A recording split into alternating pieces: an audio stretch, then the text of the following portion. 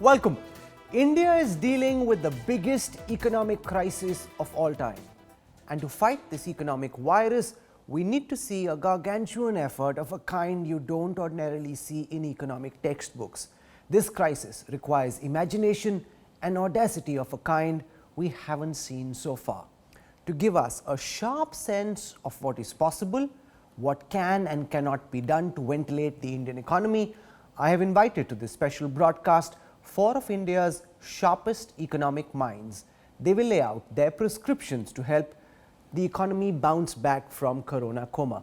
I'd like to welcome to this broadcast Sajid Chinoy, Chief Economist, JP Morgan, Dr. Ratin Roy, Director at the National Institute of Public Finance and Policy, Soumya Kanti Ghosh, Group Chief Economic Advisor at the State Bank of India, and Neelkant Mishra of Credit Suisse.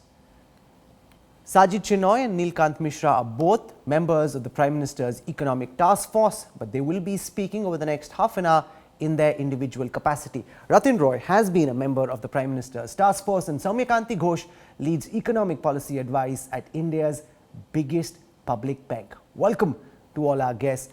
I'll start by asking Ratin Roy about what he believes needs to be done at this moment as part of this Stimulus 2.0 that's being worked on to help start ventilating the Indian economy. Lay out your prescriptions first, Dr. Roy. First, we are not in the business of a stimulus. We are in the business of providing support. We need to provide support to two kinds of economic actors: those who have lost incomes or have lost business because demand has collapsed, think of travel, and those who have lost incomes or lost business because they cannot get to work and the units cannot function.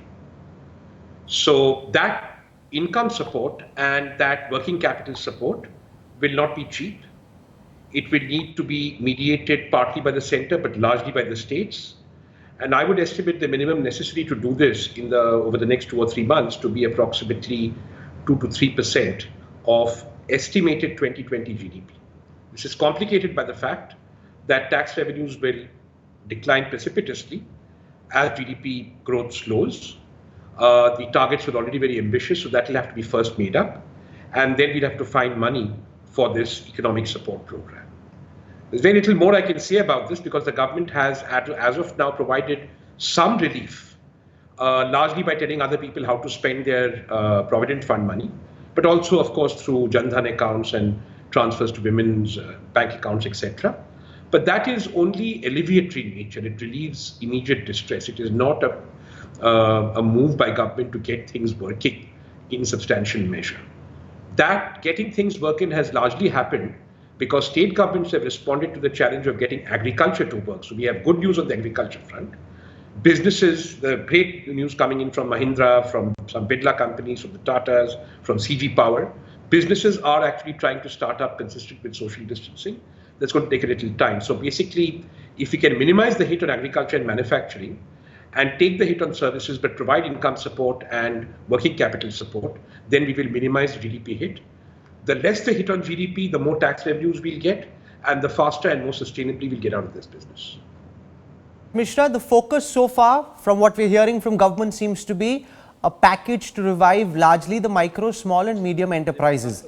Big industry is concerned about what happens to them because it's all part of a cycle. Big industry feels that if they start dying out, then the orders that go to these MSMEs also get choked, and ultimately, unless the entire cycle is taken care of, it doesn't really help. What do you believe the Indian government needs to do at this moment as part of the second stimulus that's being worked on? No, I think the stimulus, as Ratin mentioned, is at this stage, while we actually shouldn't even be calling it a stimulus. This is just a relief package. As you are trying to slow the economy down or you keep the economy slow, I mean, look at conditions being tightened in Ahmedabad. Now even vegetables are not being delivered. Some more tightening happening in Hyderabad. Continuous rumors spreading about how Mumbai, despite the lockdown, the cases are rising. At this stage, if you want to give a stimulus, what is the objective really, right? Because people aren't really moving around. So if you give a stimulus, it's going to be a waste of money. At this stage, as Ratin was saying, the objective has to be to make sure that when you get out of the lockdown, that there is minimal damage. For that, there needs to be a calibrated approach. We should be moving forward with simple things like credit guarantee schemes. Even there, the extent of credit guarantee that needs to be provided needs to be much higher than perhaps it would have been, say, 1.5, 2 months back. If the government was willing to take 10, 20% of the credit risk earlier, maybe that number now needs to be ramped up. Once we have tried that, tested that, if it doesn't work, it is quite possible that in this environment, even despite that credit guarantee, the banks are not willing to lend, and that will be perfectly rational behavior. It may actually need to be, and I hope we don't get there, that the RBI or some SPV of the government starts issuing loans directly. We need to, I think, start acting on that really rapidly, and then calibrate our response based on how the fight against the virus is going. We may at some point also need to start supporting the wages of small enterprises and some of their other fixed costs like interest and salaries. So interest and rent. So I think the response at this stage has to be only to make sure that whenever we get out of the lockdown, the things are running smoothly. Okay, so you're asking for income support as well, especially for the small and medium enterprises. I want to show you an excerpt from what the economic advisors to the government, the principal economic advisor Sanjeev Sanyal will come first. He lays out some of the factors that are being kept in mind by government when they're working out what is possible as part of this relief package. Let's listen first to Sanjeev Sanyal. Obviously, it's an evolving situation and it's very difficult to. Now we do not know how long the tail of this unwind is. We don't know how things are evolving in the rest of the world and our export markets. We have, there is of course, a possibility of a second wave in winter. There are many, many moving parts here. So I'm not spending my time trying to estimate exactly how much this loss is. And I'm quite sure both the IMF and all these other gentlemen will be revising their estimates through this. For my purposes, all that is necessary to know is that this is a very significant shock, which we take seriously. Okay, Soumya Kanti Ghosh, the government time and again is saying we have to be mindful of constraints. You can't look at India's ability to administer a relief package with what's happened in Europe, in the United States or in East Asian countries. Given where we are at in the stage of our economic evolution, what do you think India's priority should be? How big can our relief package be? Yeah, I think, Rahul, one point I would like to mention over here, I think this crisis is actually an unprecedented crisis and it has not happened earlier. And the impact of it will be much larger than the global financial crisis, even the fact that this crisis can come back again. Now, having said that, if you just do a comprehensive bottoms-up approach, because I think for an India is a state, I think 29 states and Indian territories. So if you just do a bottoms-up approach of understanding what could be the total GDP loss, because the government has identified the states into red, green and zone, the estimated GDP loss could be as much as 8 to 10% of GDP, a large part of which that could be a permanent damage to GDP. So that's basically the entire context, and this number could actually go up if the lockdown is extended. Now, having said that, why do you call this permanent loss to the Indian GDP? Why don't you think of this as a loss which we can come back from in a few quarters or at the most in a few years? No, I'll come to that. See, I'll come to that point right now. See, why I call a part of this could be a permanent damage, because of the fact that, for example, the last year, the nominal GDP growth rate number was around 7%. So this year, the nominal GDP growth rate number could be as low as 2 to 3%. And for every 1% of GDP, that makes 2 lakh crores in aggregate. So that means if even you have to get down the nominal GDP growth rate from 2% to say 7% last year, the total fiscal stimulus should be around 4 to 5% of GDP. That means the number is actually around 8 to 10 lakh crores. And obviously, given the fact that India's fiscal position is not that great, I think it will be difficult to make up for this entire loss in output. That's why I say a part of that could be a permanent loss, which, however, could be made up over a period of 2 to 3 years. Now, having said that, I think what we need to do in the current context. I think the problem in the current context, and given the fact that India has a fiscal constraint, and it has been rightly said by many experts that fiscal is basically a constraint of giving out a fiscal package. But the point, if you just make a comparison, historic comparison, say, of the 1997 Asian financial crisis and the prospect of a rating downgrade, which a lot of experts is talking about, I think that possibility only arises in a case when growth actually takes a severe beating. And if you take the history of all Asian countries, it is actually their growth numbers which propel the rating agencies to downgrade. And that, I think, is a greater possibility right now, because our nominal GDP number could be lower than the interest rate, meaning that the debt sustainability could be a serious issue. So the issue is that we need to push up our nominal GDP growth rate. And if we do a comparison of similar countries having similar per capita income and similar ratings, we can find that the number of countries having given the fiscal package is larger than India at this point of time. That's absolutely true, because we've had the most stringent lockdown. In comparison, we've had a rather, what the Economist Intelligence Unit calls a rather measly stimulus package. So far, the government says more is on the anvil. Add them together and then compare. Sajid Chinoy, every single sector, every company crying desperately for help. Where should the government's energy and focus at this time be directed? Thanks, Rahul. Good to be here. Well, this is truly unprecedented in nature. So there's no playbook that we can go by from the past. We just got the US unemployment numbers. 20 million jobs were lost in the month of April. The unemployment rate in the US is now almost 15%, easily the highest since the Great Depression. So there are no shortage of challenges here. I think more than discussing what the size of the fiscal stimulus should be, because there's just so much uncertainty that to have point estimates on what, nominal GDP growth is going to be or what the fiscal stimulus should be, I think is meaningless given the quantum of uncertainty. I think instead we should focus on design. Right? And the design has to be, I think the overarching design has to be to prevent an amplification of the shock in labor markets and financial markets. Ultimately, whether this is a 2-quarter growth slowdown or a much longer slowdown will not depend on the lockdown. It will depend on whether that lockdown amplifies into financial market stress and labor market stress. The other thing that's a little bit so let's build on what you're saying. You're saying you have to minimize the amplification of the loss. How do we do that? Give us your idea. Exactly.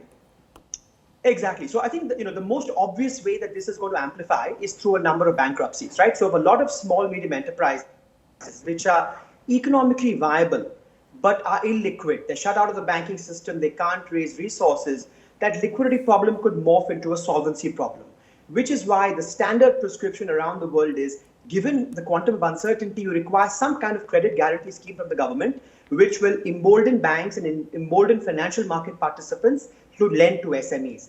If many of these SMEs go under, the implications are manifold. A, you'll get more unemployment.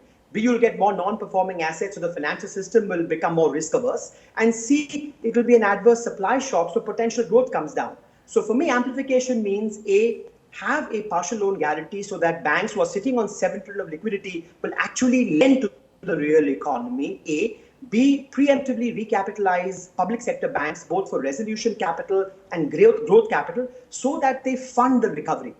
But Ratin Roy, if you speak to people in government, they'll tell you there's no shortage of liquidity. Enough and more liquidity has been arranged. And the problem is that nobody wants to take credit. Therefore, Neelkant Mishra, the government will argue what the manner in which the RBI is firing its bazookas has ensured that you've got interest available cheap and there's adequate liquidity available. Therefore, they would say, don't say that there's a liquidity problem. We're doing what we can, Ratin Roy, to ensure that you've got adequate liquidity available. Do you buy that, or do you believe that more needs to be done and guaranteeing loans is the only way you can stop companies from going insolvent? I don't think liquidity, I've never said that liquidity is not available. There's lots of liquidity if nobody is doing anything. Why should there be a liquidity problem? Now, if there was a liquidity problem when nobody is doing anything, then obviously you would have to make sure that that is not a problem, and the RBI has done that. My beef with this is the RBI seems to be working in isolation. Look, we need 3 things from this government, and we need them now. We need to know, and we have to have this. I know things are uncertain, evolving situation, I've heard that, but I think it's an abdication of responsibility not to tell the country how the government sees the situation unfolding over the next 3 months. No one's asking for precise or accurate estimates. This is not a competitive exam. But every responsible government has to say what is going to happen to the macroeconomy. Like I've told you that I think that we should be able to protect agriculture, secure industry to some extent possible, and then what to do with services. I think that there needs to be some official view on that. Then what is the government going to do to protect national income and protect national wealth? Where is it going to spend the money? How much is it going to spend, and what it is going to give to the states? Then comes the tertiary question of how you're going to finance it. And the question of financing is not an annual exercise anymore. It has to be a medium-term exercise because, as Mr. Ghosh was saying, our recovery from this crisis is going to take 3 years. So if we invest in the recovery now, our recovery of the financing is also going to take 3 years. So we will need to have a medium-term outlook from government. How do you think the recovery should be financed? That's not difficult if you tell me what you're going to finance, what you're going to spend on. And I'll tell you why. Number one, you already have a ways and means advances window, which can be used to immediately mobilize financing by the central government. Number two, I have given this repeatedly. I'm not going to repeat myself. There are COVID-specific ways of borrowing money from the markets outside business as usual, and those should be given preference. What you need to do is say, I'm borrowing this money to deal with COVID. This is what I'm going to use it for. These are the outcomes I expect. And then we can consider other measures. But the big constraint in doing all this is the government does not tell me what it is going to spend on and in what time frame they expect results from that spending, right? Then there is a problem in mobilizing finance. So if the government has a plan, that plan is well executed and outcomes are specified, then there is no problem, in my view, at least initially, in getting sizable financing. If there is no plan and the government wants to borrow in the abstract, obviously there's a problem. Okay, Neelkant Mishra, how would you respond to the suggestion that the government so far hasn't done enough, that we've got a very stringent lockdown, we've got the economy in ICU, and we're saying RI package, RI, but the government so far hasn't told what it intends to do, how much money it intends to spend, where it intends to spend the money, and therefore that's not generating a sense of confidence. Is that a fair perception? How are you looking at this question? See, at this stage, I think what is needed is for the credit to flow. We need somehow the bank credit to start growing. We do not need the banks to be parking 8.5 lakh crores with the RBI. We need to make sure that interest rates get transmitted. But can you blame the banks? The banks will say we are willing to lend. People have to come and take the credit. No, this is not something that the banks can be blamed for. At this stage, the uncertainty is so high that banks themselves will be worrying about, and at least the private banks, about existential crisis that about what may happen 6 months or 12 months down the line. So I think the level of uncertainty at this stage is so high that it is perfectly prudent. I mean, I think from the rational behavior perspective, this is absolutely fine for them to do what they're doing. So at this stage, I think the primary objective for us needs to be, as I said before, that we make sure that credit is flowing, that firms are not eating into their working capital, are eating into their equity risk capital, and that firms are not shutting down. And at the same time, of course, there are a very large number of people. And now, in fact, there are some fault lines that we had not been aware of, but we are finally starting to see.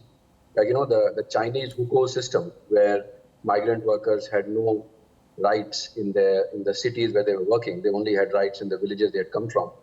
We are realizing that we have some of those problems as well in very, very large numbers. No, so how do you, because that's something, I know you deal very extensively and very passionate about the rural economy. How do you think the government should be addressing those migrants whose images break our hearts, dying on the railway tracks, having to walk back home 800 kilometers? Unlike farmers and people in rural India, because of Manrega, whose accounts we have, we can transfer money directly into their bank accounts. These urban laborers are largely not beneficiaries of government benefits directly so far. How do you think that challenge should be addressed? Yeah, so the first is that I think their access to what they should have got access to, right? What Maharashtra is starting to do is, or at least in Pune, they were trying to do was issue temporary ration cards. So have temporary ration cards that last only about 3 months.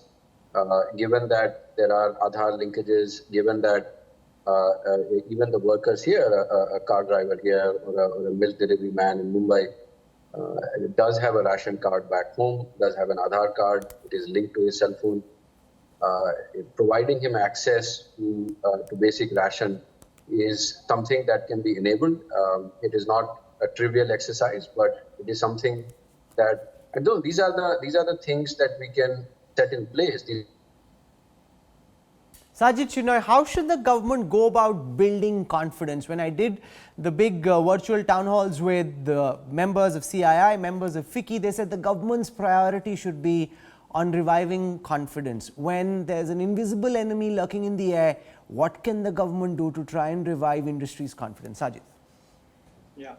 I'll just make one quick point on the earlier question. I think one of the advantages of the migration from urban to rural is we actually have an automatic stabilizer in the rural economy. It's called NREGA. At least that will guarantee 100 days of employment to everybody who's migrated back. Those wages will increase. So we need to make sure that program is funded. It's a self-selecting program. And so at least that will be one way of providing livelihoods over the next few months. As regards confidence, Rahul, I think there are three things to do. I think the most important way to generate confidence is to win the battle on COVID, right? So to the extent that we locked down early, that was a start. We bought ourselves time. Now we have to have an intelligent way of exiting this. If we do this intelligently, if this is now down to the state, district, local, ward level, so that we're opening up in a dynamic manner, where it's safe to open up, where there are feedback loops we close down. I think that will be the first most important thing. What you don't want is a premature opening and a lockdown after 2 months. That will be the most damaging for confidence. The second, as Ratan was saying, was to people worry about the fiscal deficit, have a medium-term plan at some point when the uncertainty is resolved. Let's have a conversation about what the fiscal deficit is, what happens to debt to GDP, how that's financed. But the third thing is, and this is maybe a little bit odd to talk in the middle of a crisis, is never waste a crisis. This is a wonderful opportunity to do reforms. And what's happened? So let me build on that, Sajid, because what we've seen in states like Uttar Pradesh, also then in Madhya Pradesh and Gujarat, is labor law reform. No, but I have a different take on it. So 1 second. Ordinarily, labor law reform would be applauded, but at a time when laborers and workers and employees are as vulnerable as they are, you're giving capitalists and industrialists the right to hire and fire. Is that the right thing? There will be a massive political and activist backlash to this. Is this the right time when already labor is as vulnerable as it is that you say, okay, now you can hire and fire? Yeah. Rahul, think of the political economy, the geopolitical imperative here, right? What we're seeing around the world is thousands of companies want to leave China. These things happen once every 30 years. This doesn't happen every year. They're going to Vietnam, they're going to Taiwan. This is India's moment to attract that business to India and become part of the Asian supply chain. For that to happen, we have to do some factor market reforms. What I've been advocating for the last year is maybe we revisit the special economic zone approach. Maybe we change the regulatory framework so they don't become land grabs, but at least in select economic zones, provide the land, provide the labor, provide the infrastructure. So a few companies come to India. Once they come to India, you will find two demonstration effects, one external, one internal. Once 5 companies can produce in one SEZ in India and compete with the rest of the world, that will be a powerful signal for other companies to come. Once one state does it, other chief ministers will want to follow suit. So there's never a good time to do factor market reforms. We of course have to provide a safety net, but use this time to do what's some the safety net? 1 second, sir. If you ease labor laws in the way that you are, Atin Roy, where is the safety net? Then you haven't built any safety net so far. 3 states have already done it. This could become a contagion of its own. More states could start doing it. Ordinarily fantastic. But at this moment, when labor is already as vulnerable as it is this the right time to be pushing through? Or do you agree with what Sajid is saying, that this is a once in a generation opportunity because a lot of manufacturing is moving out of China? If we press ahead with such big reform, this could be an opportunity to grab. Ratin. Let me give you there are two answers to that question. Number one is the common sense answer. You seriously think that people are not investing in the state of Uttar Pradesh because there are labor market rigidities? Seriously? Come on. That's cloud cuckoo land. Number two, what he has done today is not necessarily just relaxed hiring and firing or allow people to hire people. He has abdicated all labor safety laws. He has abdicated the right to people to work in a safe environment. He has abdicated other such things that are essentially social in nature. If that is what is meant by labor market reform in the state of Uttar Pradesh, which is not known for good governance, I wish him very good luck. My short point is this. Kerala has had an excellent record with the COVID crisis. Kerala will attract investment because it had a good record with the COVID crisis, because they've demonstrated good governance.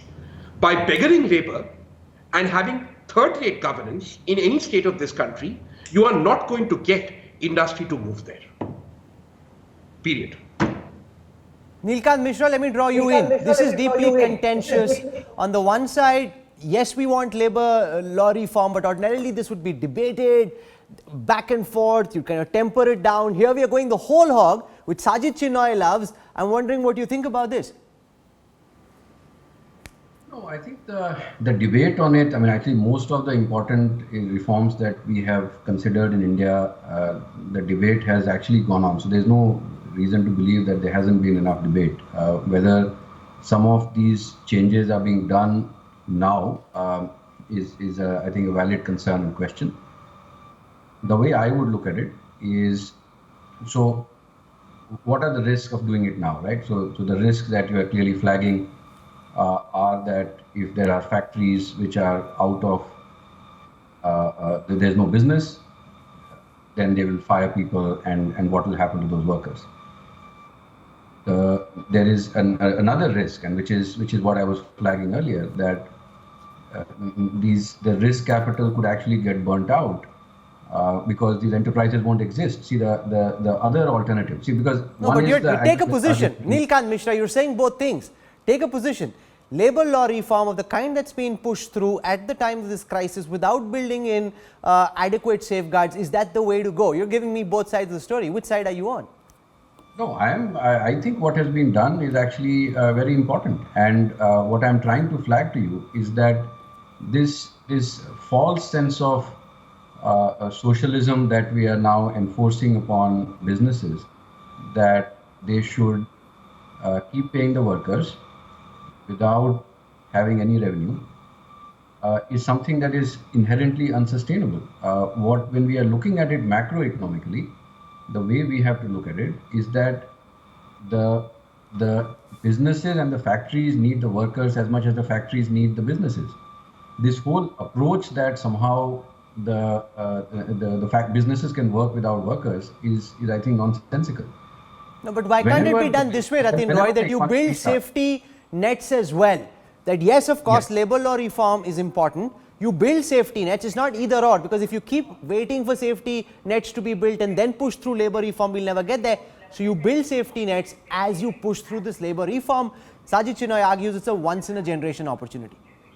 I don't know about once in a generation in the state of Uttar Pradesh and Madhya Pradesh. All right. And again, I want to point out to you that the successful states that have attracted industry in this country have not done so because labor reform has been a constraint, such as Tamil Nadu. But anyway, my point is again this: I have no objection. I think Nilkant is absolutely right.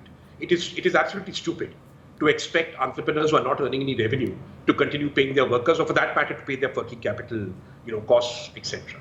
So if you want those firms to be supported, you'll have to support their ability to pay.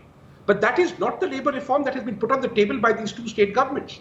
The labor reform that has been put on the table by these two state governments also means moving out all health and safety regulation, all inspections and all things that are done, to make sure that the environment is safe, which effectively means tomorrow if there's a gas leak like in Vizag and some laborers die, it's fine. There's no legal liability. That is not the right way to go about it. So in the name of labor reform, to institute feudalism, I think is wrong. If labor reform means the right to hire and fire and the ability to do so in a demonstrably fair fashion, I'm all for it. But that is not. Sajid, do you want to respond to some of the concerns that Ratin is red flagging? Listen, I think we're all saying the same thing. Nobody's asking for this to happen in a manner without safety nets. Both things have to happen, number one.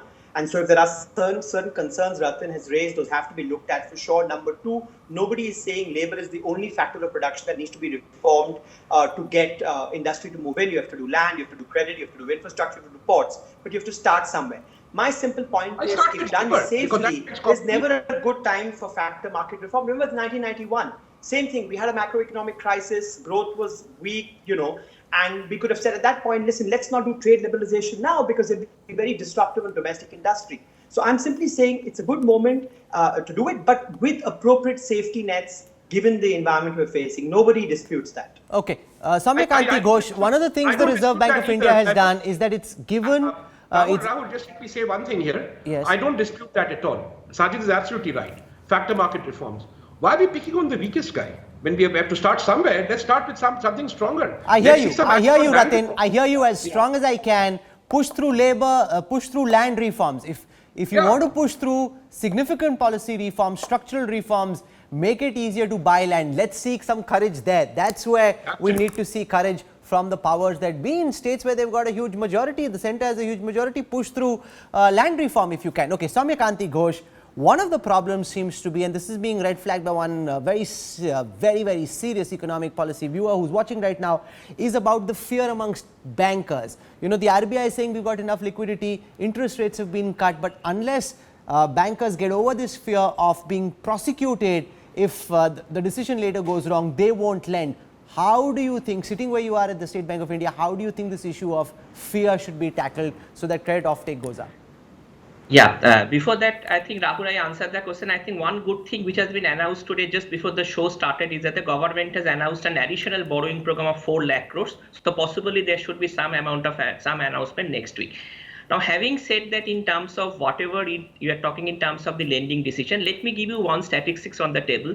In the month of March, the banks had lent an amount of 1.15 lakh crores to the NBFC sector and to the industry around 1.3 lakh crores, which was the highest since 2008. So it's not true that banks are lending. So that's one point. But on the other side, it's also true that in the current situation where risk aversion is the talk of the town, we need some package, some credit guarantee scheme from the government. Credit guarantee schemes are actually schemes which doesn't entail any fiscal cost. For example, if a banks were to say lend 3 lakh crores over the next 3 years, and of which say 10% is the overall loss, that means the total amount of capital which the government needs to give, not to the bank, to put it in a separate fund is only 30,000 crore. And that amount could be spread over a period of 3 to 4 years. And given the size of the Indian budget, I think an amount of 10,000 crore in a year, I think is peanuts. So some amount of incentivization for the banks has to happen. It happened also in 2008. It has happened in most other countries.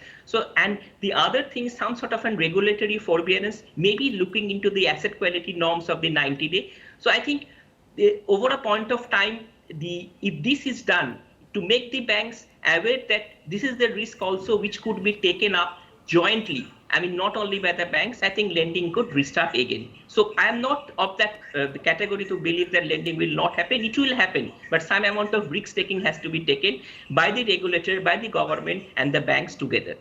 Okay, you know, we could go on till tomorrow morning having a conversation on a lot of these issues, and we may not come at one definite answer, but we've heard a very interesting conversation with a strong contest on how to deal with the challenges that we're dealing with.